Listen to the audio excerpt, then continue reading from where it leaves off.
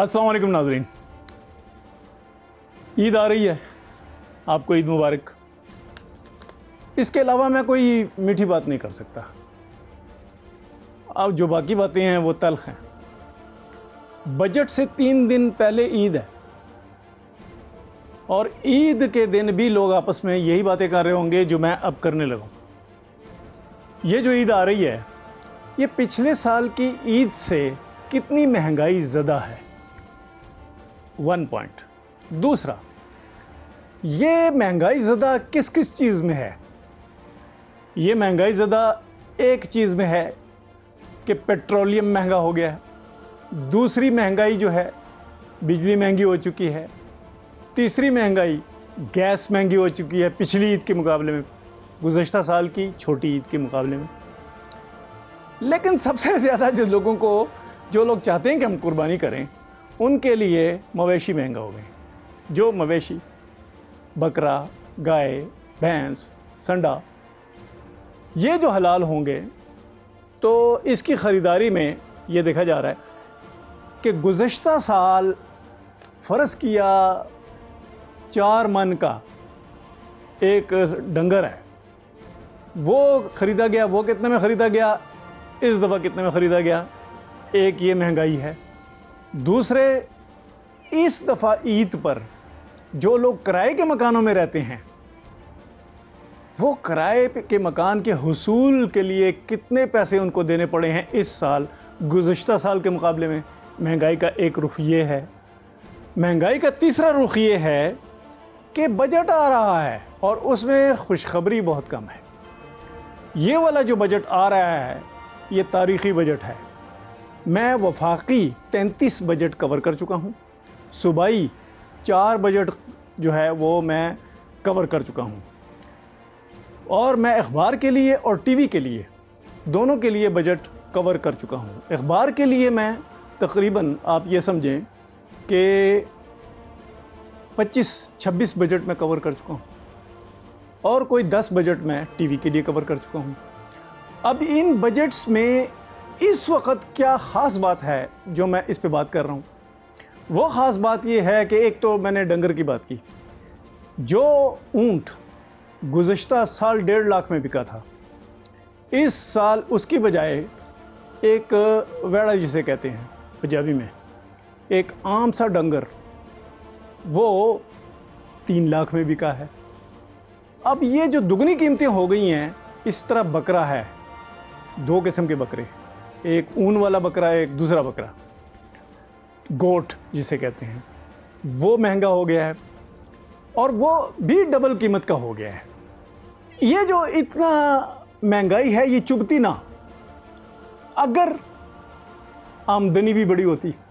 जो लोग ईद पे कुर्बानी करते हैं उनकी तकरीबन समझ लें कि आबादी का वो 10 से 12% लोग हैं जो कि अपने जेब से पैसे लगाकर ईद पे कुर्बानी करते हैं।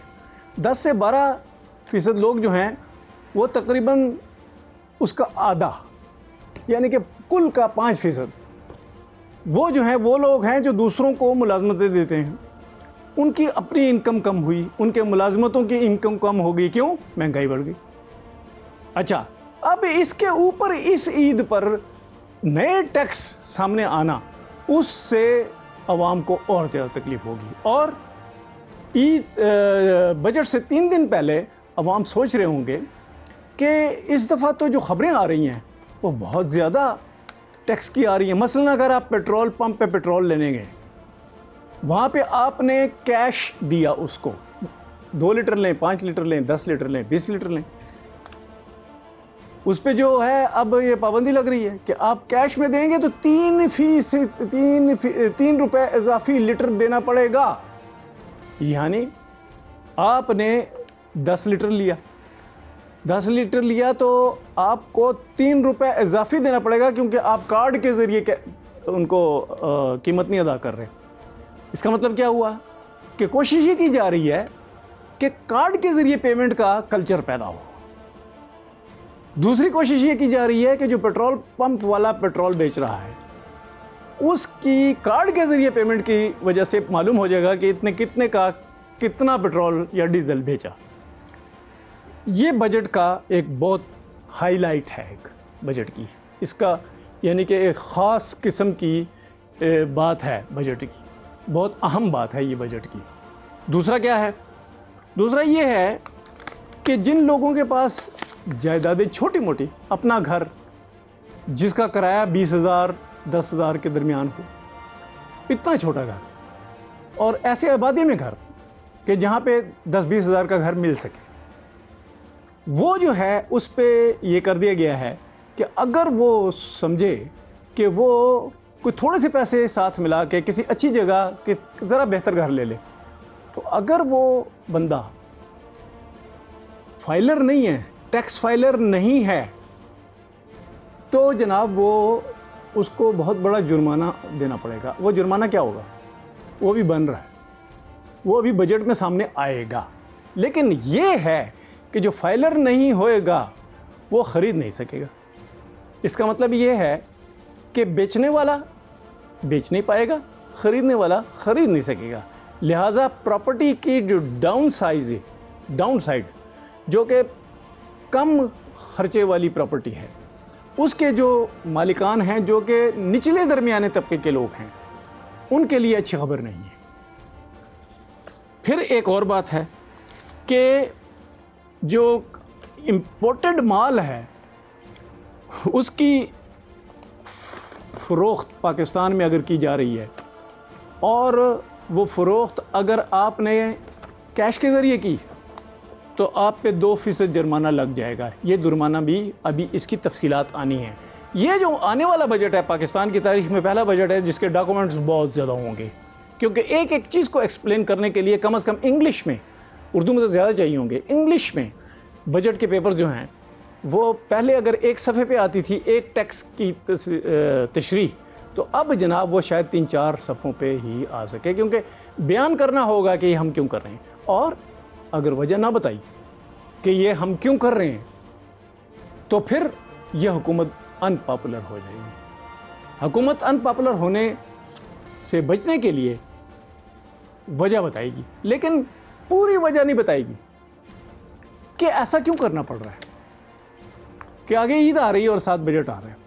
آپ عید کے موقع پہ تو کم از کم بجٹ کو فیز آؤٹ کر دیتے۔ فیز آؤٹ مطلب ہے کہ آپ بجٹ کا کچھ حصہ جو بڑا ہے، جو لازمی ہے اخراجات، وہ پہلے بیان کرتے اور کہتے کہ آپ عید گزار لیں، اس کے بعد ہم باقی بجٹ بیان کریں گے۔ یعنی 15-20% جو بجٹ ہے وہ بیان کر دیتے، اس کے بعد کوئی 80-85% بعد میں بیان کر دیتے، تو عید تو نہ خراب ہوتی۔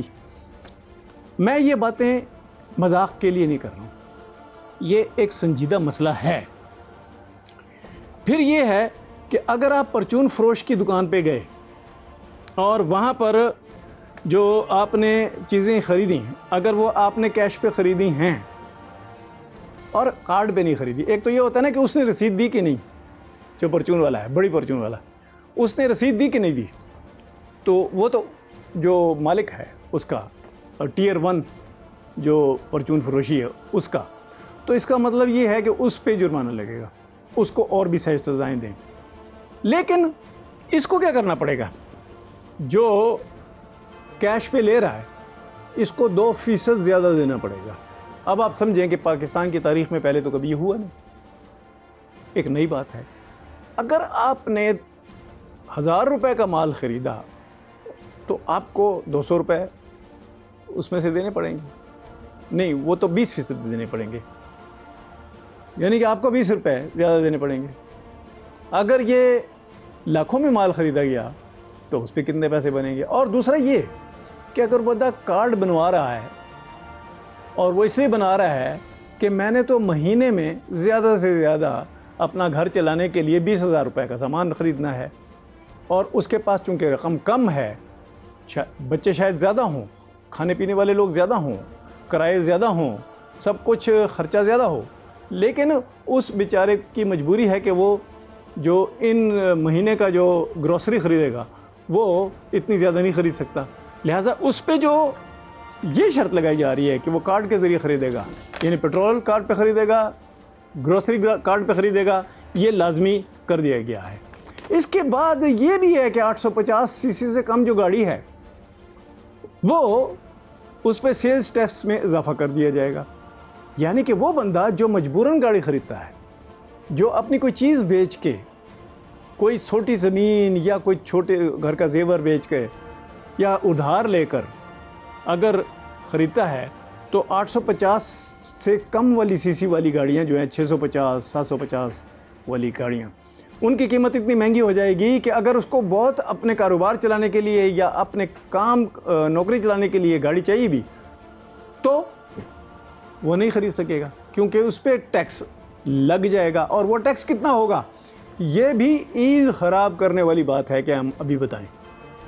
عید ہم نہیں خراب کرنا چاہتے آپ کی، لیکن یہ یاد رکھیے کہ دھچکا نہ لگے آپ کو، پہلے سے آپ کو معلوم ہو کہ عید کے موقع پر اگر یہ بات کھل کر سامنے آ گئی کہ بھائی یہ بھی ہوگا، تو پھر مسئلہ یہ ہوگا کہ آپ پریشان ہوں گے.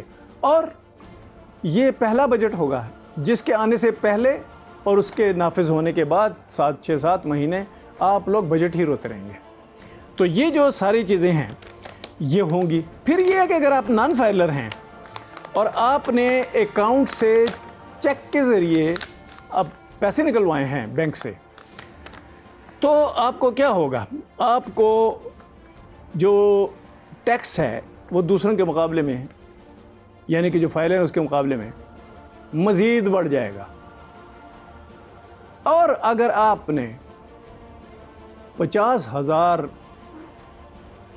کے روپے کی چیک کے ذریعے کیش لی اور وہ گنا جائے گا کہ 50,000 یا اس سے زیادہ، اور اگر وہ نان فائلر ہے تو بھی، اور اگر فائلر ہے تو بھی، وہ کیش نکلوانے پر ایک نیا ٹیکس بن رہا ہے. یہ جو ہے یہ چھوٹے کاروبار کو تباہ کرنے والی بات ہے، کیونکہ چھوٹے کاروباروں کو تو ہر وقت پیسے چاہیے ہوتے ہیں. اگر وہ گھر میں رکھ نہیں سکتے، چوری ڈاکے کا خطرہ، وہ گولڈ میں نہیں رکھ سکتے کیونکہ ان کو بار بار کیش کی ضرورت پیش آتی ہے. ایک ہی جگہ ہے بینک، وہاں سے پیسے نکلواؤ اور پیمنٹس کرو. کیونکہ جو بندہ آپ کی دکان پہ، آپ کے چھوٹے کارخانے میں مال چھوڑ کے جاتا ہے تو اس کو آپ پیمنٹ کرتے ہیں، تو وہ ظاہر ہے کہ ہر وقت آپ کی جیب میں تو نہیں ہوتی نا، تو آپ بینک سے نکلواتے ہیں، اس پہ علیحدہ سے ایک ٹیکس لگ جائے گا. اچھا، یہ جو ٹیکس ہے یہ 0.6% ہے ابھی یہ کیا ہو جائے گا 1.2%، یعنی کہ یہ دگنا ہو جائے گا. یہ بھی تکلیف دہ ہوگا. اچھا، یہ جو 50,000 کی تو ہم نے بات کر لی کہ اگر نکلوائے گا. باقی یہ ہے کہ اگر کوئی فائلر یا نان فائلر بینک میں جو جتنا بھی آپ نے روپے جمع کرائے اور جتنے بھی آپ نے نکلوائے، اس کی ساری ڈیٹیل اب FBR کو دینے کا پابند ہوگا بینک. وہاں سے کوئی بھی آدمی جو کہ ڈیسک پہ بیٹھا ہے اور جو وہی مانیٹرنگ کر رہا ہے، وہ اگر یہ کہہ دے کہ اس کو نوٹس جاری کر دیا جائے، اس بندے کو اگر وہ نوٹس جاری کر دیا گیا ہے تو اس کی سزائیں کیا ہوں گی؟ یہ سزائیں بھی بجٹ میں آ رہی ہیں. یعنی کہ بجٹ جو ہے وہ اتنا بھاری بھرکم ہے پیسوں کے لحاظ سے بھی اور نئے قوانین کے اعتبار سے بھی، کہ اب بجٹ کے دوران عید منانا یہ ایک عجیب سا معاملہ بن گیا ہے. میں آپ کو خوفزدہ نہیں کرنا چاہتا، میں آپ کو یہ کہہ رہا ہوں کہ اگر آپ نے بجٹ کو فالو کرنا ہے تو پہلے یہ دیکھ لیجئے کہ آپ یہ ساری چیزیں برداشت کر پائیں گی کہ نہیں، اور ابھی سے کرنا شروع کر دیں تاکہ بجٹ آنے تک آپ کا جو بلڈ پریشر ہائی ہوتا رہتا ہے وہ نہ ہو. یہ سارے کام کیوں کرنے پڑ رہے ہیں؟ اس لیے کرنے پڑ رہے ہیں کہ IMF یہ کہہ رہا ہے کہ آپ کا گیس سسٹم، آپ کا بجلی کا سسٹم، یہ دونوں جو ہیں، اور پیٹرولیم سسٹم، یہ تینوں یہ جو ہیں یہ اب مہنگائی کی بنیادی وجہ بن چکے ہیں. کیونکہ آپ کا جو بجلی کا سسٹم ہے اس پہ گردشی قرضہ اتنا چڑھ گیا ہے اور اس پہ اور مسائل اتنے آ چکے ہیں، اس پہ LNG کا مسئلہ اتنا بڑھ گیا ہے کہ بجلی سستی کرنا مشکل ہے. IMF نے کہا ہے کہ آپ یہی صورتحال رہے گی اور آپ نے بجلی سستا کرنے کے لیے ایک نئی کوشش کرنی ہے۔ وہ کوشش آپ نے یہ کرنی ہے کہ بجلی فی یونٹ کی پیداوار میں کمی کی جائے۔ یہ ایک ایسا ٹاسک ہے جو تقریباً 6-7 مہینے یا پورا سال ہی لے لے، اور پہلے بھی کبھی حکومت نے اس پر سنجیدگی نہیں دکھائی۔ اس دفعہ بھی کوئی خاص امکان نہیں ہے کہ حکومت سنجیدہ ہو کر یہ کام کرے۔ اگر وہ کرے گی بھی اور کر بھی لے تو اس کا مطلب کیا ہوگا؟ اس کا مطلب یہ ہوگا کہ حکومت کو ایک ایسی انویسٹمنٹ کرنی پڑے گی بجلی کے سسٹم میں کہ بجلی کا سسٹم صحیح طرح چلنے لگ پڑے۔ یعنی کہ بجلی کے سسٹم میں دو کام نہ ہوں، ایک جو آپ کو انرجی چاہیے بجلی پیدا کرنے کے لیے اور جو بجلی کے بارے میں قوانین ہیں، وہ انرجی کو کم قیمت میں خریدنا اور کرپشن کو ختم کرنا انرجی کی پروڈکشن میں اور ڈسٹریبیوشن میں، یہ سارا کام چند ہفتوں میں تو نہیں ہو سکتا۔ لہٰذا جو اچھی خبریں ہیں وہ دب جائیں گی۔ اس کے علاوہ پراپرٹی پر اس دفعہ وہ کوشش کر رہے ہیں کہ جو ڈی سی ریٹ ہے، ڈپٹی کمشنر ریٹ، اس کو بڑھا دیا جائے، پراپرٹی کی خرید و فروخت کے قوانین کو تبدیل کر دیا جائے۔ اس سے بھی بوجھ پڑے گا ایک مڈل کلاس آدمی کی جیب پر۔ لہٰذا بجٹ کے لیے ابھی سے تیار ہو جائیے۔ Thank you very much.